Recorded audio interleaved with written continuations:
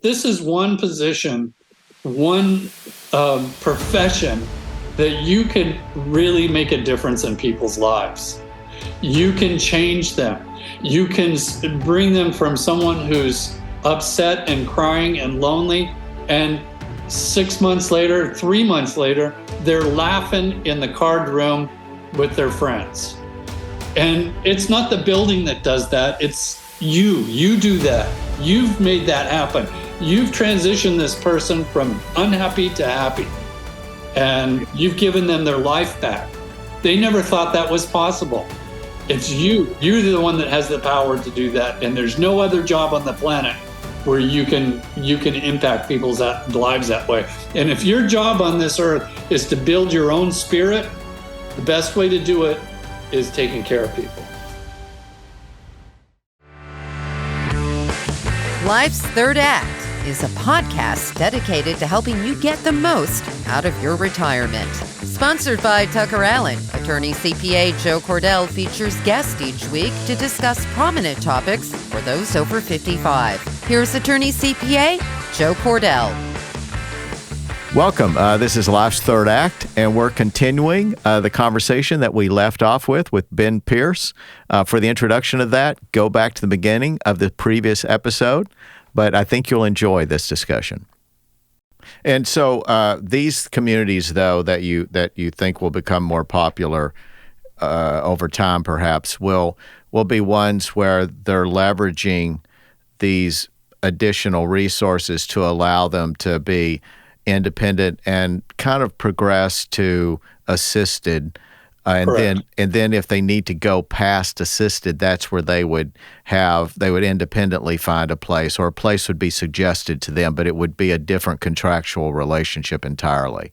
Or they would bring the care in, and even for I was talking about skilled care. Did I say assisted? Oh no, you can't. No, not skilled care. So in other words, you can do independent. You can progress to assisted, and then at some point, though, if you need more than assisted, then that's when you would go to a wholly independent entity, have a new contractual relationship for skilled care. Correct.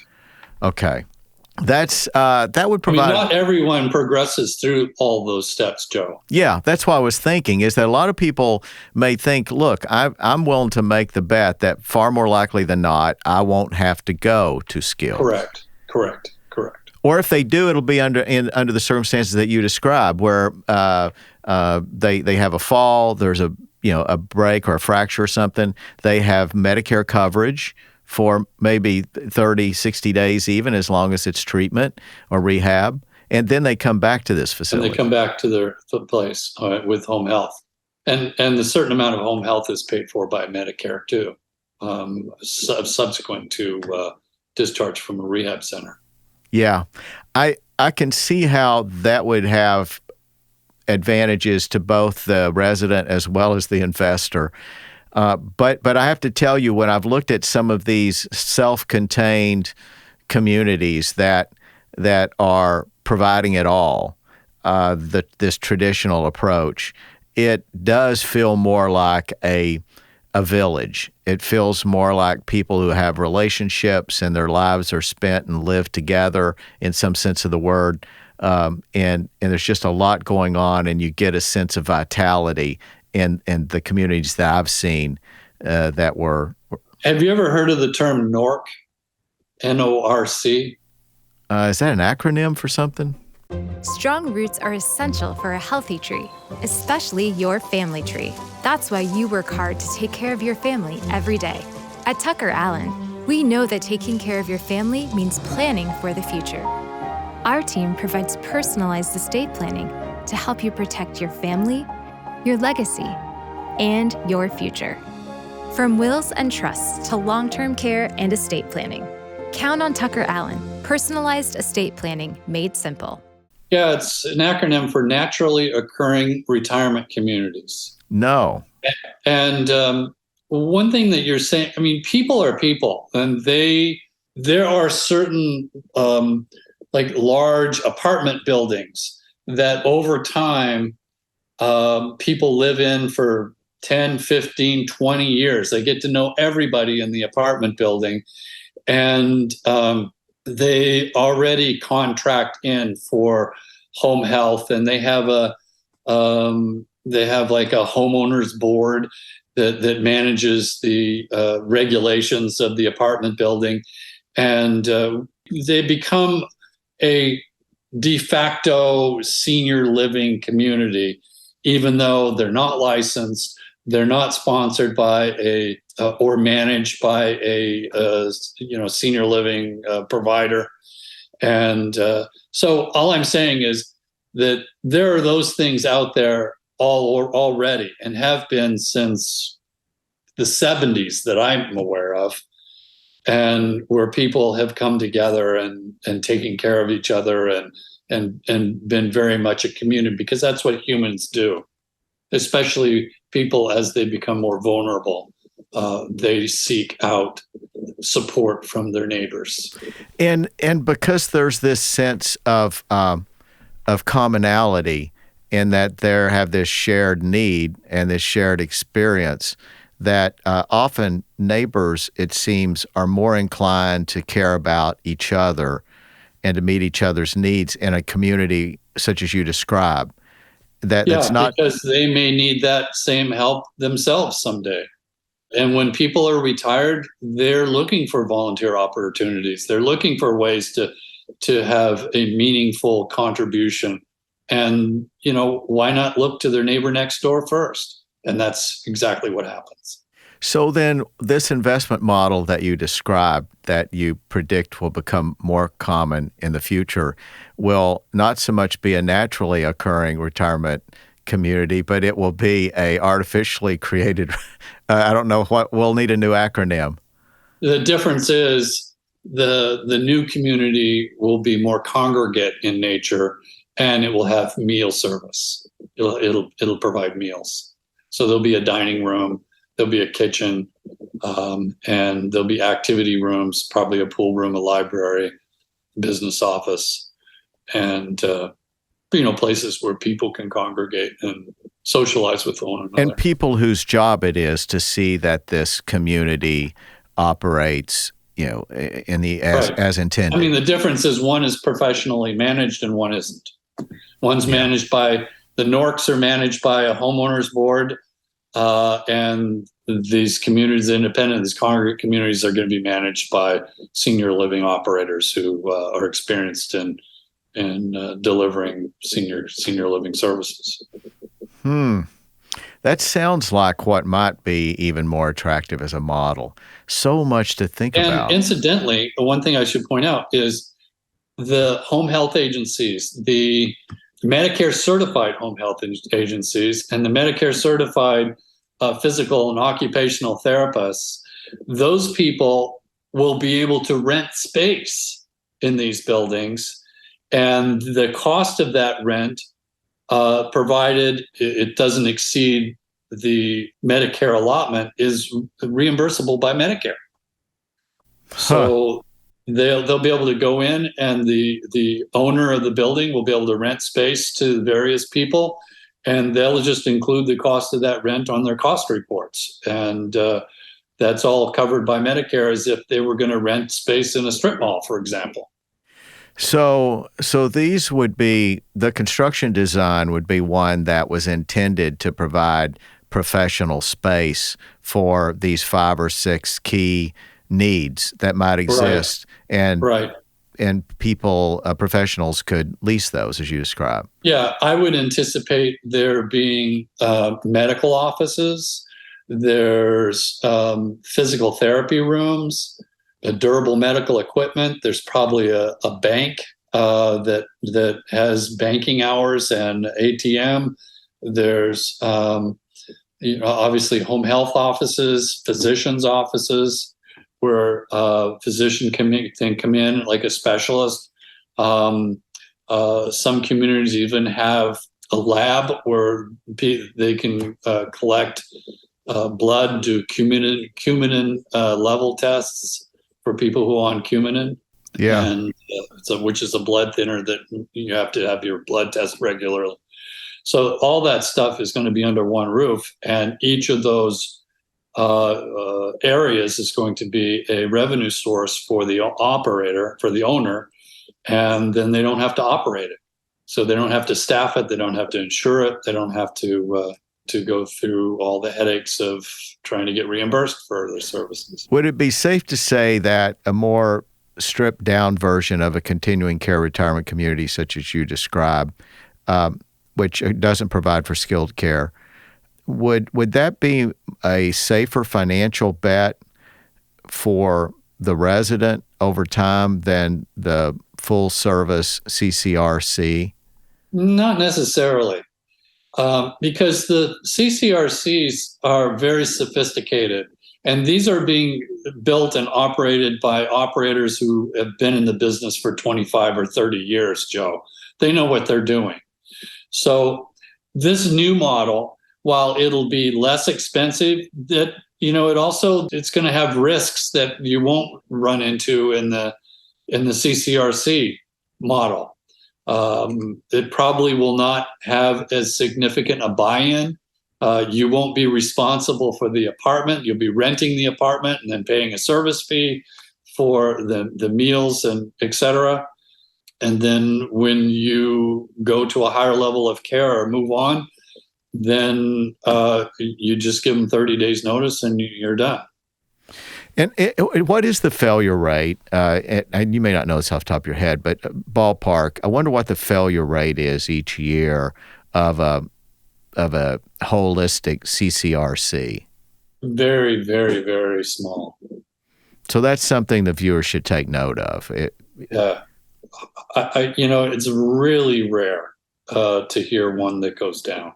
And generally when they get close to failure, it's because of financial issues, and the building will change ownerships. It'll be recapitalized at 60, 70 cents on the dollar, and the new operator will have a capital base that can make it work financially. That's how that works. So there may not be any interruption of service. Likely not. Yeah. Could end up being better service. So historically, in other words, these have been a very safe bet. Absolutely. So I'm thinking many of our viewers are probably not risk prone. I suspect they're very risk averse, and the CCRC is a time-tested model.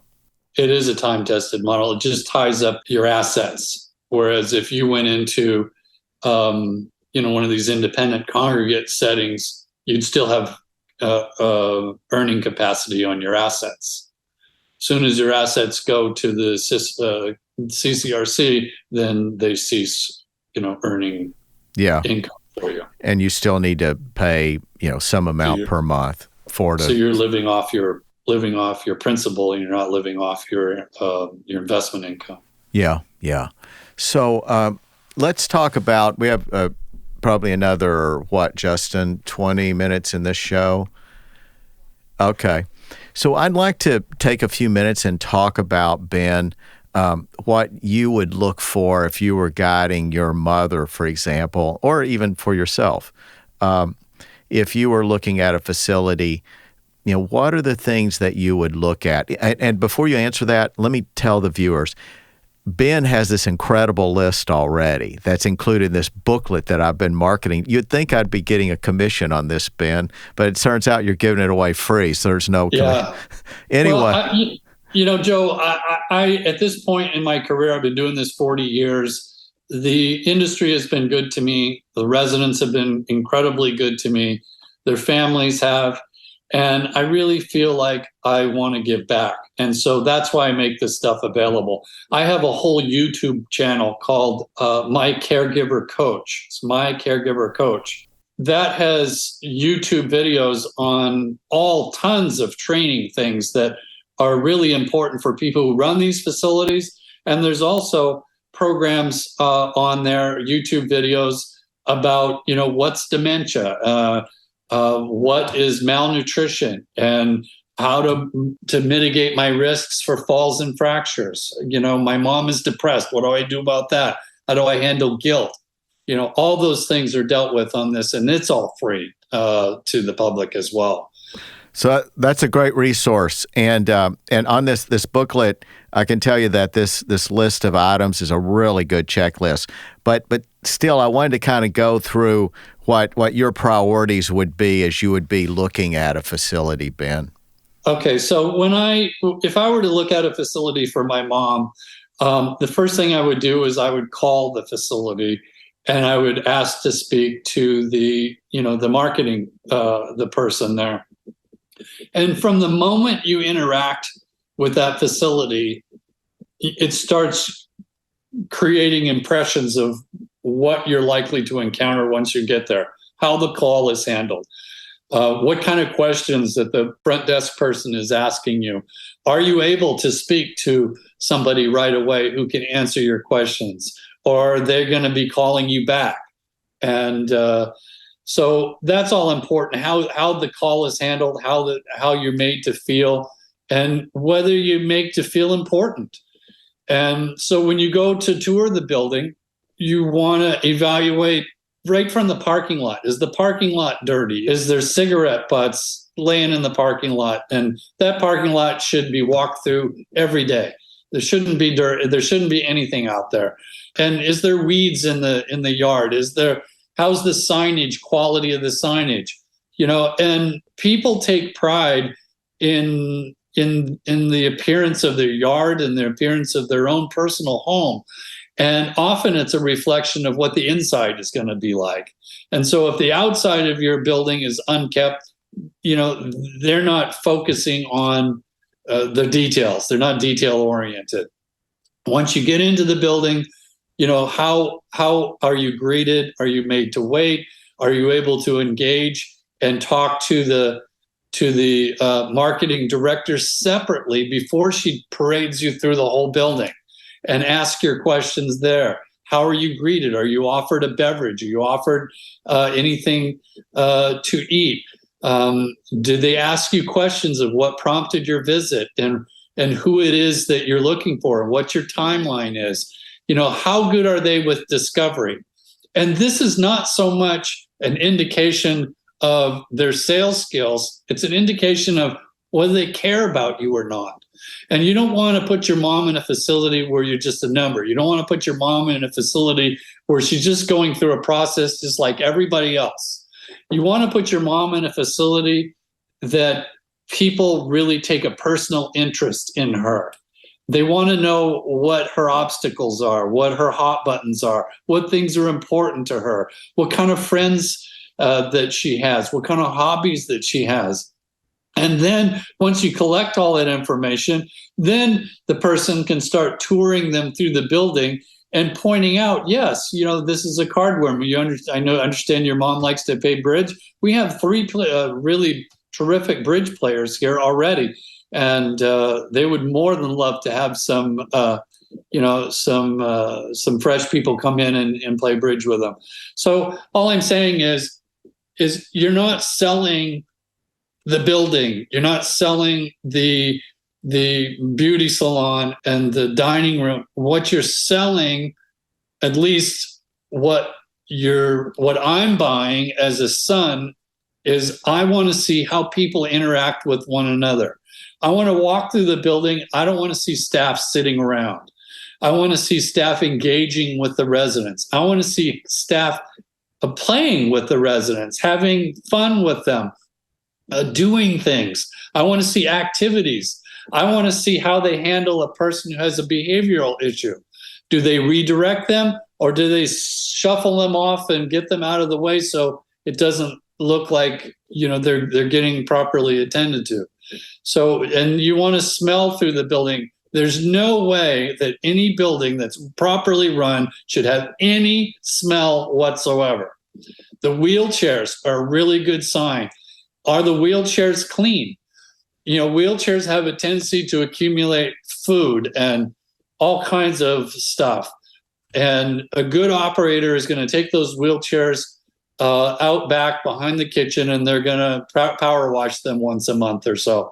So looking at all the wheelchairs, are the wheelchairs clean? Are they in good repair? Do they have holes in the armrests? And are the residents well dressed? Are the residents walking around wearing their night clothes or a robe? What does their hair look like? Has their hair been done lately? All these things are indicators of whether the place cares about them or not.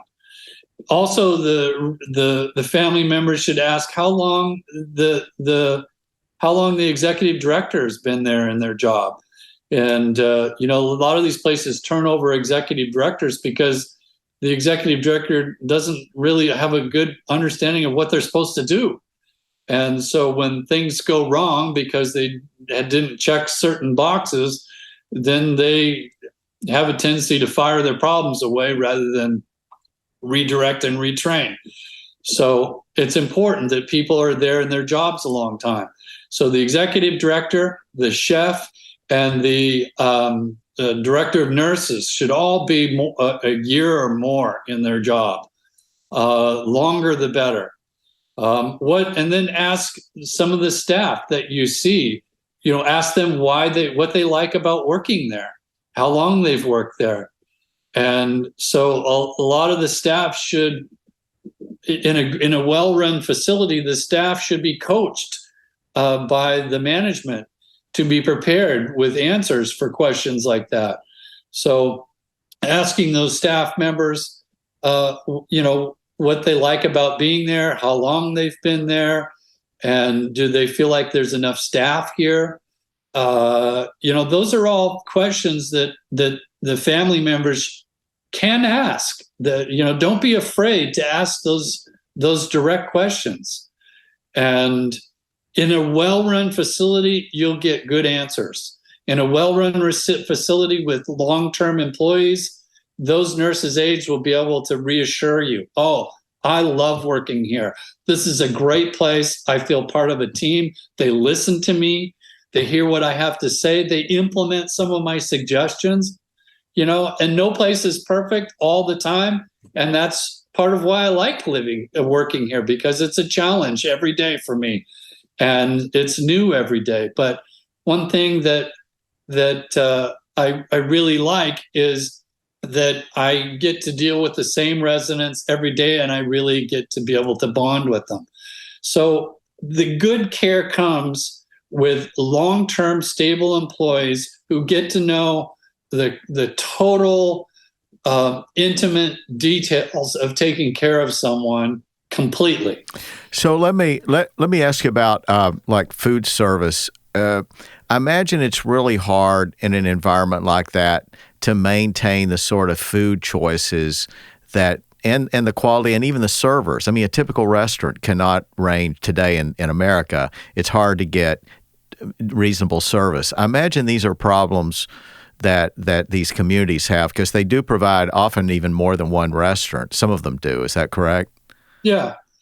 Yeah, I mean, it's not hard to do the food service. You plan the meals 3 months in advance, and then you have a cycle. Every 3 weeks, there's a different some 4 weeks cycle before it repeats itself, and there's multiple different meals that are offered for and cater to certain preferences. And then in addition to that, there's the anytime available meals where you can anytime have a grilled chicken salad, or you can have a hamburger, or you can have a steak, or you can have, a pasta dish. Yeah. And those are things that people can have, anytime, any if they don't like what's on the menu. So there's never really an issue with the variety of the menu. Sometimes there's issue with how well it's cooked, and you can't bat 1,000, because every once in a while you flub up and you overcook the pork chops, and there's just a wave that goes through the whole dining room about the pork chops, just like a wave in a stadium. Yeah. And it's kind of funny. But in terms of the servers, a lot of the servers are part-time. They are often, people that are high school students. And what we did is we would go to the churches and we go to the schools, and we would recruit people there to come in and work part-time as servers, because, in many schools today, they require you to do like an internship or to work in a business as part of the curriculum. So, we would post job opportunities in these places, and generally you get pretty reliable people. In addition to that, in some of the facilities, like especially the memory care facilities, we like to have the nurses' aides actually do the survey and provide service, because of the complicated nature of often behavioral nature and the complicated nature of getting someone with a very short memory span to sit long enough to get the caloric intake that they need. It really takes special training. So you can't really, use high school kids for that. You need people that are specially trained on how to help people consume their meal and get all of their meal consumed. So how important do you think it is, though, within one of these communities to have some representative or some council of residents to voice their views? Do you think that's an important thing to look for? Well, and not only is it important, but most states' regulations require a resident council. And I think it's really important to have these resident councils, but I think it's really important for the executive director and the chef and the nursing director, the activity director, to attend some of these with an agenda.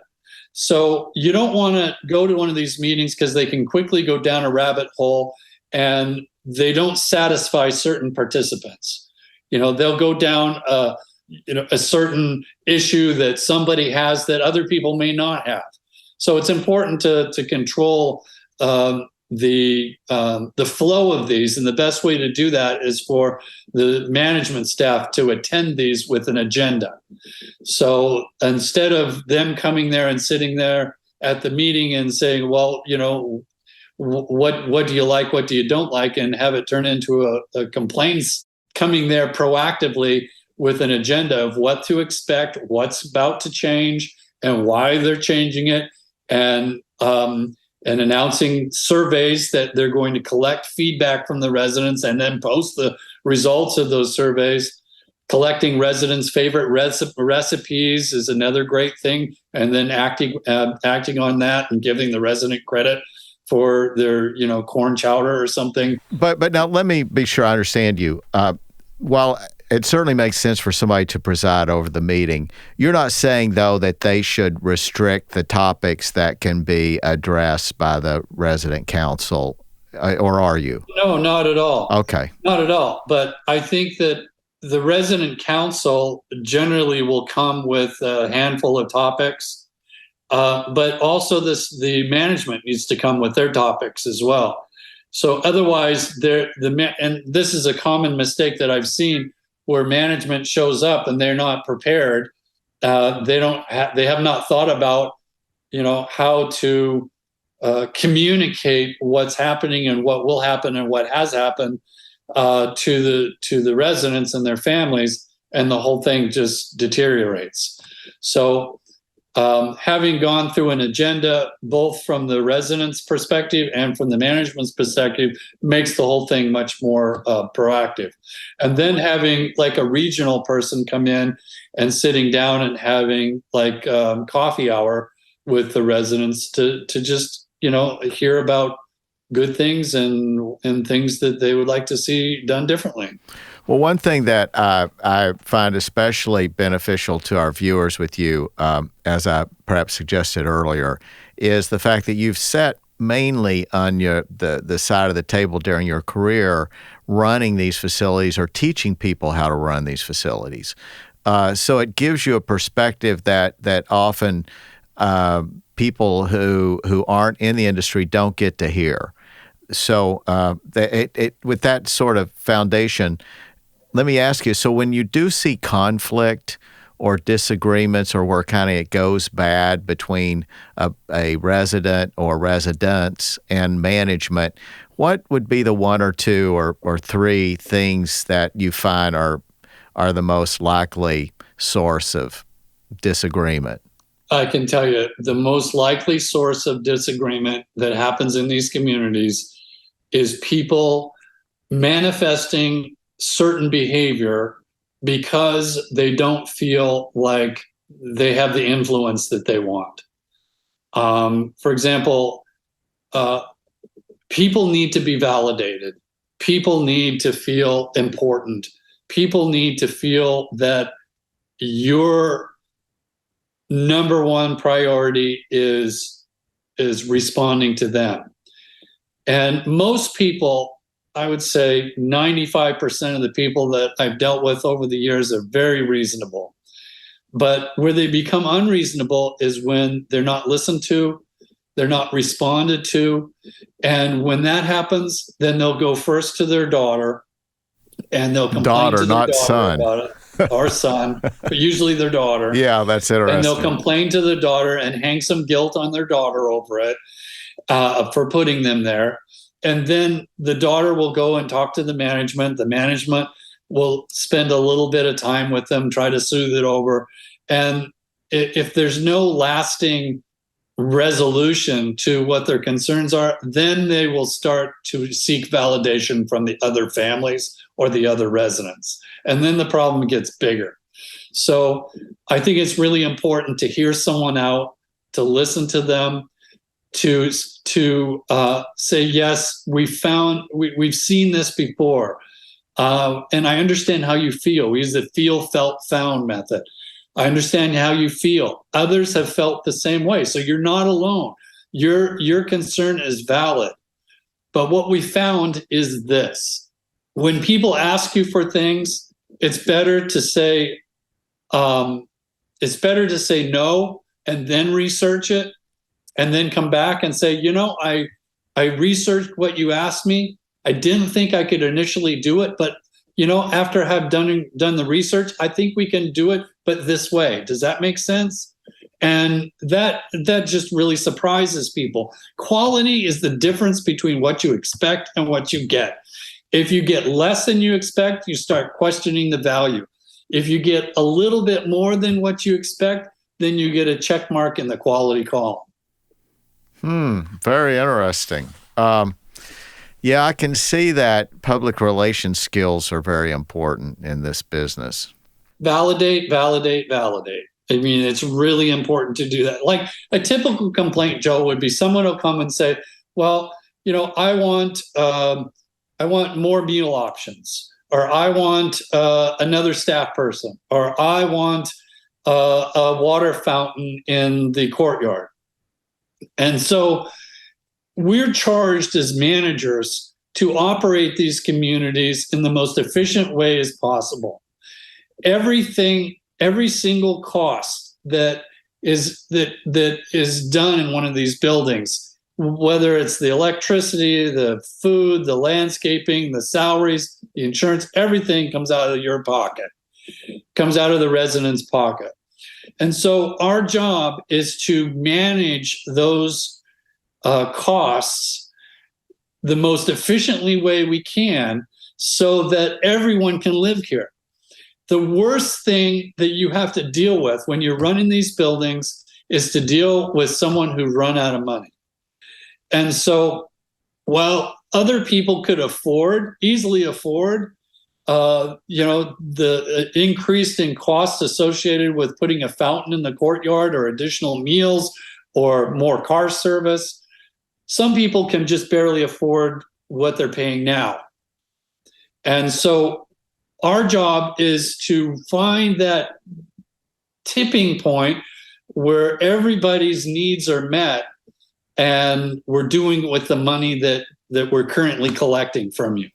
And then when you do have upgrades in terms of options, then that could be paid for separately outside the fixed amount that's being paid monthly for the people who can afford it. I generally don't like to do that, because then the people who are paying for the upgrades outside feel more entitled. So what I would suggest is that if you wanted a particular thing, then let's do a fundraiser for that particular thing and honor a deceased resident by naming it after them. For example, if you wanted to repaint the library and put some new chairs in it, let's call it the Dixie Pierce Library. And then people are willing to contribute. Families are very appreciative, and they want to make a contribution when they move out in the name of their loved one. And so we can do that, and we can provide naming opportunities for particular things as a result of fundraising. One thing I definitely see in this discussion, and that's that you're giving our viewers a perspective of somebody who more sits in the chair of the operator, of the person who's running the facility.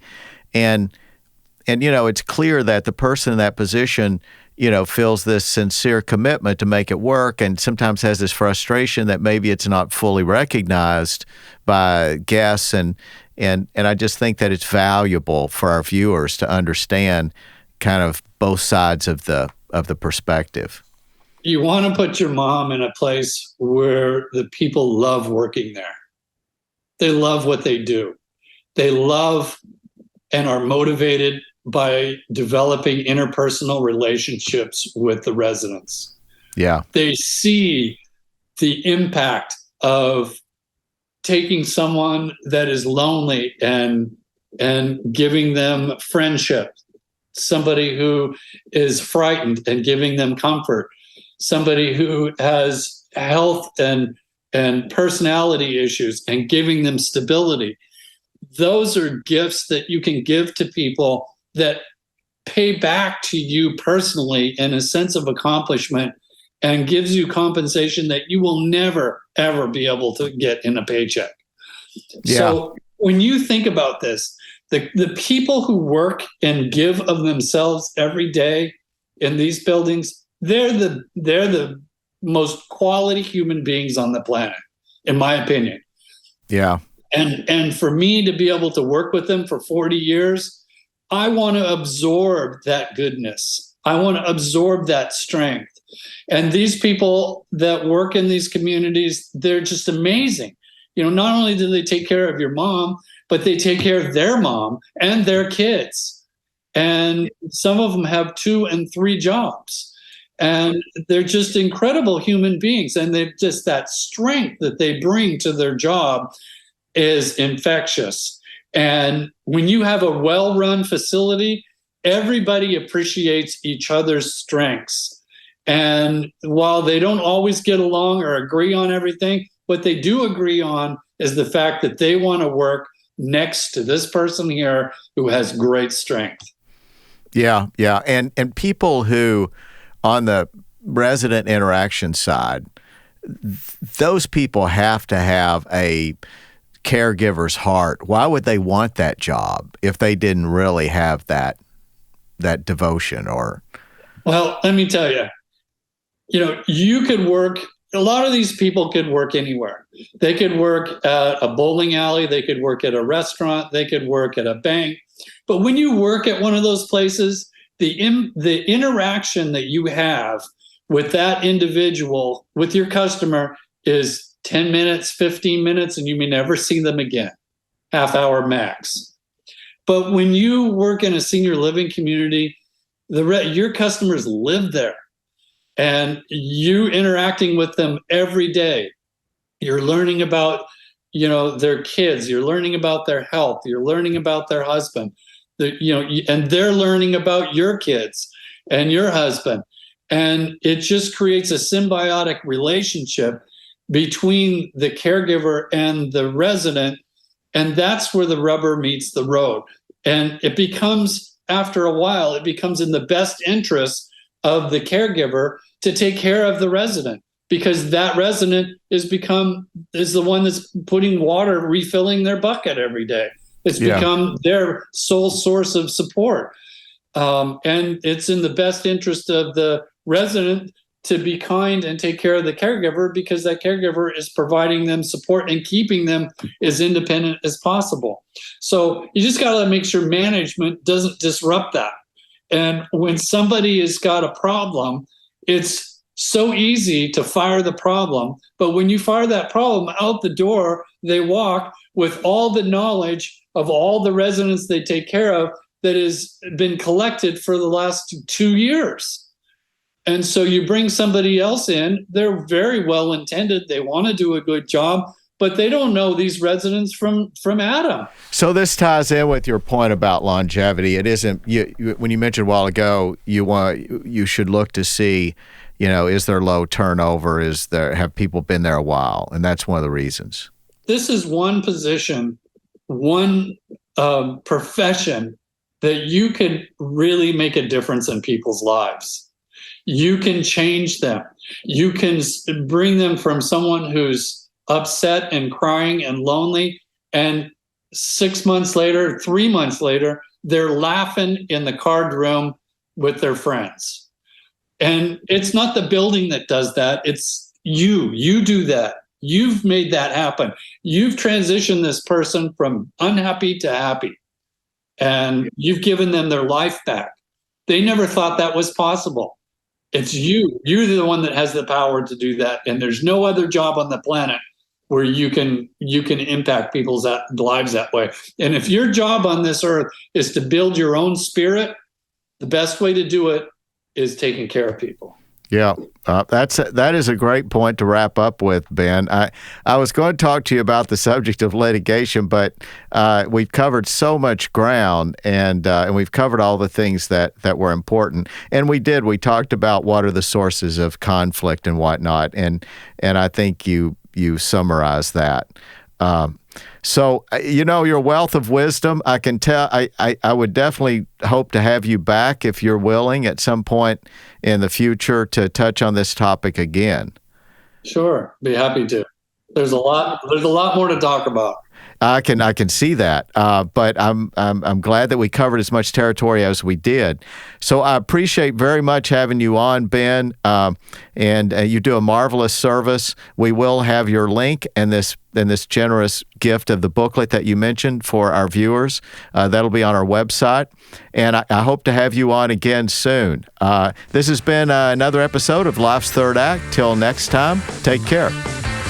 You've been listening to Life's Third Act, a podcast for thriving in retirement, sponsored by Tucker Allen, your estate and elder law advisors.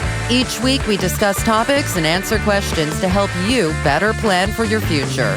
For more information, visit tuckerallen.com. Subscribe and listen again next week for another edition of Life's Third Act. The choice of a lawyer is an important decision and should not be based solely on advertisements.